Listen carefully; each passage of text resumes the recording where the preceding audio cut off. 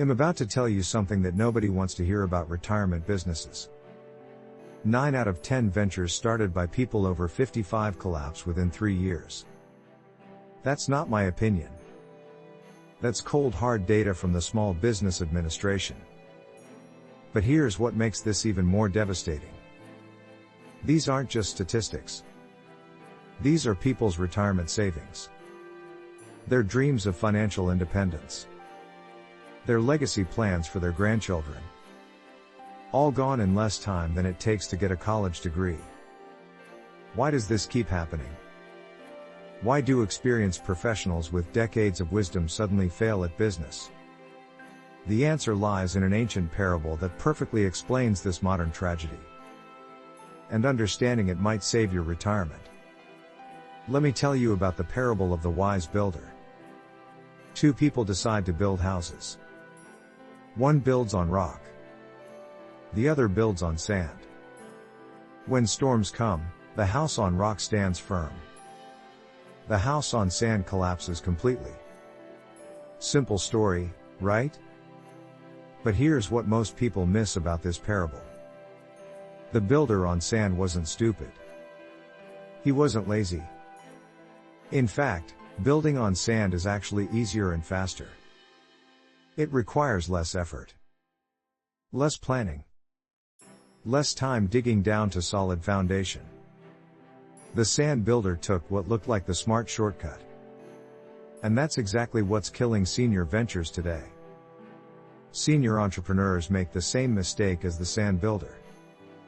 They skip the foundation work because they think their experience is enough. They believe their decades in corporate America or their professional expertise automatically translates to business success.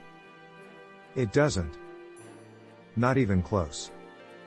Here's the brutal truth about why senior ventures fail. They build on sand disguised as rock. What looks like solid ground turns out to be quicksand. Let me break down the 5 types of sand that sink retirement businesses every single day. First, terrace nostalgia sand. This is when seniors try to recreate business models from their glory days. They remember when their industry worked a certain way. They want to bring back the good old days. But the market has moved on. Consumer behavior has changed. Technology has disrupted everything. Building a business on how things used to be is like building on sand that's already washing away. I met a retired executive named Robert last year. He spent 40 years in the printing industry. Made great money. Knew everything about commercial printing. So naturally, he opened a print shop for his retirement venture. He invested $200,000 of his savings. Within 18 months, he was bankrupt. Why? Because Robert built on nostalgia sand. He remembered when every business needed printed materials. When people ordered business cards by the thousand. When brochures and catalogs were essential. But the world had moved to digital.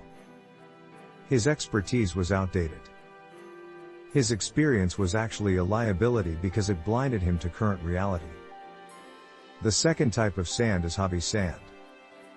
This kills more senior ventures than anything else. People retire and think their hobby can become their income. They love gardening, so they start a landscaping business. They enjoy woodworking, so they open a custom furniture shop. They're passionate about cooking, so they launch a catering company. Passion is wonderful. Hobbies are great for mental health. But passion without profit is just an expensive hobby. And turning a hobby into a business often kills the joy that made it special in the first place. The hobby sand trap is believing that loving something is enough to make money from it. Consider Margaret's story. She spent 30 years as a nurse. She loved baking as stress relief. Her family raved about her cookies and cakes. Everyone told her she should sell them. So she did. She rented commercial kitchen space. Got all the permits and licenses. Created a website. Invested in equipment. 6 months later, Margaret hated baking. The joy was gone. She was stressed about orders, worried about competition, exhausted from early mornings, and she was losing money every month. Her hobby had become a nightmare. She built on hobby sand and lost both her passion and her savings. The third type of sand is isolation sand.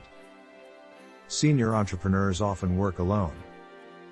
They don't build teams. They don't seek mentors. They don't join networks or communities. They think their independence is strength. It's actually their greatest weakness. Business is not a solo sport. Even if you're a solopreneur, you need advisors. You need peer support. You need people who will tell you the truth when you're heading in the wrong direction. Building alone on isolation sand means nobody's there to warn you when the foundation is cracking. Then terrace capital sand. This is perhaps the most dangerous type. Seniors often bootstrap their ventures with retirement savings. They don't want debt. They don't want investors. They don't want to dilute ownership. So they use their own money exclusively. This seems financially responsible. It's actually financially reckless. When you build entirely on your own capital, you have no buffer for mistakes. No room for learning. No ability to pivot when things don't work. You're betting everything on your first attempt being perfect. And first attempts are never perfect. Capital sand gives you false confidence because you have money. But money without strategy is just expensive failure. The fifth type of sand is urgency sand. Many seniors start businesses because they feel time pressure. They're 60 or 65 or 70. They think this is their last chance. So they rush. They skip research. They ignore warning signs. They push forward even when evidence suggests they should stop or change direction. Urgency creates desperation. Desperation creates bad decisions. Bad decisions on sand create catastrophic collapses. The irony is that rushing to build fast guarantees you'll fail fast. Time pressure makes you choose sand over rock because rock takes longer to reach. So what's the rock? What's the solid foundation that senior ventures need? It's not experience. It's not passion. It's not even money. The rock is brutal market validation before you invest anything significant. Market validation means proving that real customers will pay real money for your specific offering. Not your friends saying they'd buy it. Not your family being supportive. Not your own belief in the idea. Actual transactions with strangers who have no reason to lie to you. Here's how you build on rock instead of sand. Before you invest your retirement savings, before you quit anything, before you rent space or buy equipment, you validate. You test your idea as cheaply and quickly as possible. You find 10 people who aren't related to you and get them to pay you something for your product or service. If you can't get 10 paying customers with minimal investment, you don't have a business. You have a hope. Hopes are fine for hobbies.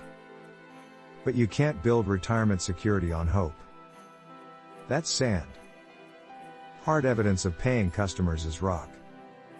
The wise builder in the parable didn't just randomly choose rock. He dug down. He did the hard work of finding solid foundation. He didn't take shortcuts.